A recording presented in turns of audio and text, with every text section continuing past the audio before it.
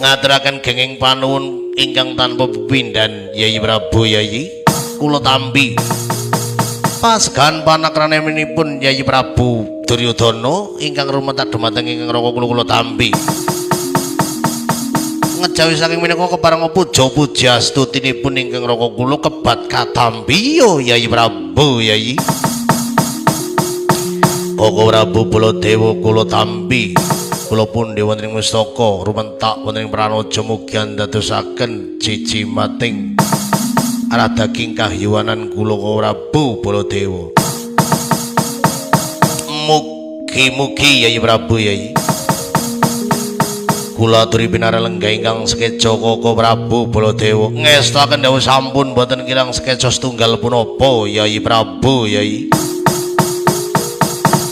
kebareng ngaturaken rawuhipun saking Kakang Prabu saking ngawangga tengah Kakang Prabu Basukarno kawula nun dawuh sabda pangandika Yayi Prabu Yayi winantu saking Karaharjan rawuhipun Koko Prabu Basukarno yang suksma mustikaning jagat raya berkah pangestunipun Yayi Prabu ingkang luweber dumateng ingkang raka kula sowan kula wonten ngarsanipun Yayi Prabu wonten ing negari Ngastina lulus Raharja mboten manggih alangan setunggal punapa Yayi Prabu Yayi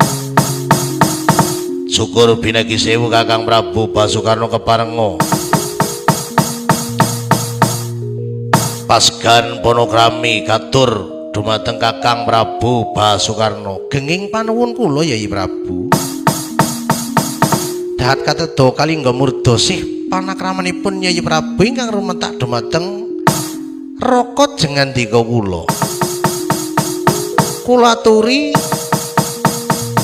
sakondheripun puja stutinipun ingkang raka kula kebat katampi Yayi Prabu nuwun inggih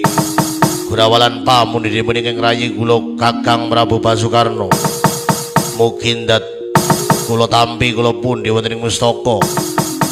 rumentahing pranaja mugi ndadosaken jejimat rah daging kahyuwanan Kakang Prabu Basukarno Kakang kawula nggih Prabu mugi-mugi Yayi kula aturi pinarenggah ingkang sekeca Kakang Prabu nuwun inggih sampun boten kirang sekeca tunggal punapa Yayi Prabu